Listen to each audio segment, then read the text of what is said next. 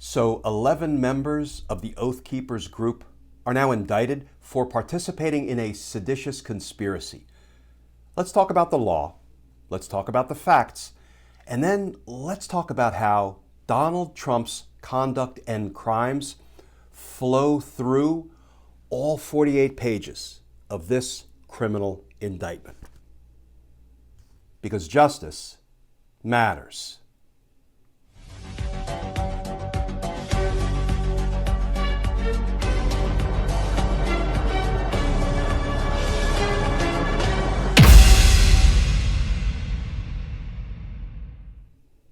Hey all, Glenn Kirshner here.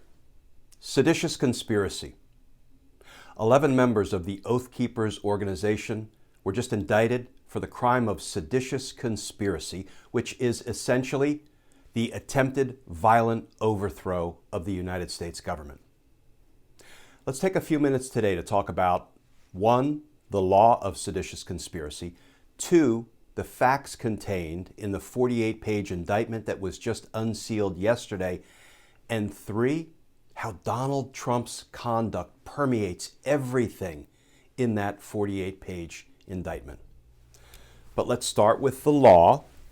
Seditious conspiracy, 18 United States Code Section 2384 reads as follows.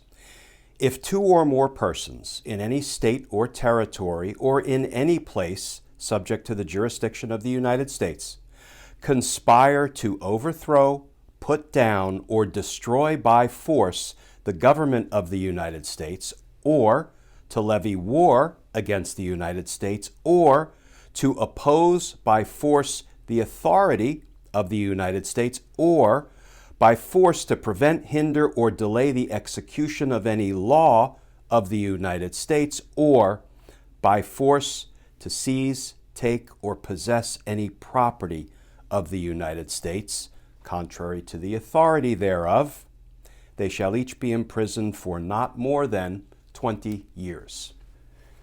So that's the law of seditious conspiracy. Now, let's talk about just some of the facts that were detailed in yesterday's 48-page indictment. The lead defendant, the head of the Oath Keepers, is an individual named Elmer Stewart Rhodes III, and here are just some of the details that we learned. Rhodes, the defendant, and certain co-conspirators, to include selected regional leaders, planned to stop the lawful transfer of presidential power by January 20th, 2021, which included multiple ways to deploy force. Rhodes, the defendant, urged his followers to refuse to accept the election result and stated, quote, "We aren't going through this without a civil war. Too late for that. Prepare your mind, body, spirit." Defendant Rhodes stated that if President-elect Biden were to assume the presidency, quote, "It will be a bloody and desperate fight. We are going to have a fight. That can't be avoided." On December 22nd, 2020, in an interview with a regional Oath Keepers leader, Defendant Rhodes stated that if President-elect Biden were able to assume the presidency, we will have to do a bloody, massively bloody revolution against them.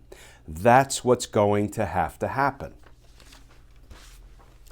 On December 31st, 2020, Defendant Rhodes said, quote, "There is no standard political or legal way out of this." And now on January 6th, when they were communicating with one another, the defendants, the Oath Keepers, were communicating on a channel that they named, quote, "Stop the Steal, J6. And among other things, they said on January 6th, quote, "It has spread like wildfire that Pence has betrayed us, and everybody's marching on the Capitol. We have about 30 to 40 of us. We are sticking together and sticking to the plan." And friends, lest anybody think this is over, toward the end of the factual recitation in the 48-page indictment, there's a section labeled, quote, co-conspirators continue plotting after the January 6th attack on the Capitol. And then the very last couple of sentences in the factual portion of the indictment read as follows. On Inauguration Day, January 20th, 2021, defendant James, messaged another individual, quote, "After this, if nothing happens, it's war.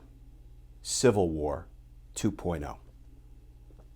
Around this time, defendant Rhodes messaged others to organize local militias to oppose President Biden's administration. So those are just some of the facts contained in that 48-page indictment. Now, why did the indicted Oath Keepers, let's call them what they are, the defendants, why did the defendants pick January 6th to attack the Capitol? This from Donald Trump. Big protest in D.C. on January 6th. Be there, will be wild. And again, Trump tweeted, January 6th, see you in D.C. Okay, well, why did the defendants choose to name their communications channel Stop the Steal? This from Donald Trump. Big protest rally in Washington, D.C. will take place at 11 a.m. on January 6th. Locational details to follow. Stop the steal. Okay, well, why did the Proud Boys proceed from the Trump rally that day to the U.S. Capitol? Well, this from Donald Trump's pre-Capitol attack speech. Now it is up to Congress to confront this egregious assault on our democracy. And after this, we're going to walk down. And I'll be with you. We're going to walk down. We're going to walk down. And Trump went on to say, because you'll never take back our country with weakness. You have to show strength and you have to be strong. Okay, well, why did the defendants engage in violence at the Capitol that day? Why did they fight like hell? Donald Trump's words, we fight like hell. And if you don't fight like hell, you're not going to have a country anymore. Well, why did the defendants believe that Mike Pence was the enemy? This from Donald Trump. Mike Pence didn't have the courage to do what should have been done to protect our country and our Constitution. So yes, this entire indictment echoes the words, the conduct, the crimes of Donald Trump. And folks, this is an important indictment. It's an important step forward. There's no two ways about it. It ups the criminal ante, but it ups the criminal ante really only with respect to the foot soldiers of Donald Trump's insurrection. The next indictment, the next series of indictments, it needs to be of the command structure, the hierarchy of the insurrection. The lieutenants, the captains, the majors, the colonels, the generals, the commander-in-chief. It needs to include the planners and the plotters who were at the Willard Hotel, like Bannon, Giuliani, and the others.